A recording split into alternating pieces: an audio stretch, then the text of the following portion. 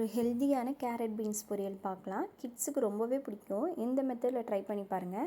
ஒரு பேன் வச்சு 2 table spoon நான் கடலை எண்ணெய் எடுத்திருக்கேன். நீங்கள் கோல்ட் வின்னர் எது வேணாலும் எடுத்துங்க. நல்லெண்ணெய் மட்டும் எடுத்துக்காதீங்க. இப்போ கடுகு போட்டுக்கலாம். 1 ஸ்பூன் கடுகு போட்டுங்க. காஞ்ச மிளகாய் நான் 3 எடுத்திருக்கேன். அது 2ஆக கட் பண்ணி போட்டுக்கிறேன். இப்போ நல்லா மிக்ஸ் பண்ணதுக்கப்புறம் கறிவேப்பிலை போட்டு பெருங்காயம் போட்டுங்க. ஒரு மீடியம் சைஸ் வெங்காயம் நான் அரிஞ்சு வச்சுருக்கேன். அதை போட்டு இப்போ வதக்கி விட்டுக்கலாம். இந்த கேரட் பீன்ஸ் பொரியலில் அவ்வளோ பெனிஃபிட்ஸ் இருக்குது. கண்ணுக்கு நல்லது, நம்ம ஸ்கின்னுக்கு கூட நல்லதுங்க. முக்கியமாக இந்த கேரட் எல்லாருக்குமே தெரியும், கண்ணுக்கு தான் நல்லது. நம்ம டைஜஸ்ட்டுக்கும் யூஸ்ஃபுல்லாக இருக்கும். இப்போ ஒரு பவுல் ஃபுல்லாக கேரட் பீன்ஸ் கட் பண்ணி எடுத்துக்கிறேன். அது ஃபுல்லாக மிக்ஸ் பண்ணி விட்டுங்க. நல்லா வதக்கி விடுங்க. டயட்டில் இருக்கவங்க கண்டிப்பாக ரெகுலராக எடுத்துக்கலாம் இந்த கேரட் பீன்ஸு. இது பிபி இருக்கவங்க, சுகர் இருக்கவங்கலாம் ரொம்பவே நல்லது. இப்போ நல்லா வதக்கி விட்டுக்கலாம். பாருங்கள் எந்த அளவுக்கு வதங்கிடுச்சின்னு. அது கலர் மாறிடுச்சு பாருங்கள். இது ஹார்ட்டுக்குமே நல்லது அப்படின்னு சொல்கிறாங்க. ஆக மொத்தம் நம்ம பாடிக்கு ரொம்பவே ஹெல்தி அப்படின்னு சொல்கிறாங்க. சால்ட் ஆட் பண்ணிக்கலாம் தேவையான அளவு.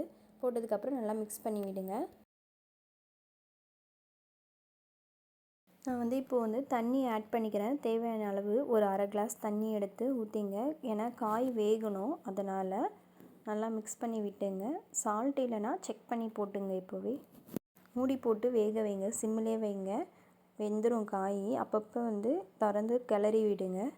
காய் எந்த அளவுக்கு வெந்துடுச்சு பாருங்கள். இப்போது அந்த கேரட் மட்டும் எடுத்து லைட்டாக நசுக்கி பாருங்கள், வெந்துடுச்சு. இப்போது நான் தேங்காய் ஆட் பண்ணிக்கிறேன். துருவின தேங்காய் ஒரு 1/4 பவுல் எடுத்துக்கிறேன். அதை போட்டு இப்போ நல்லா மிக்ஸ் பண்ணி விட்டுங்க.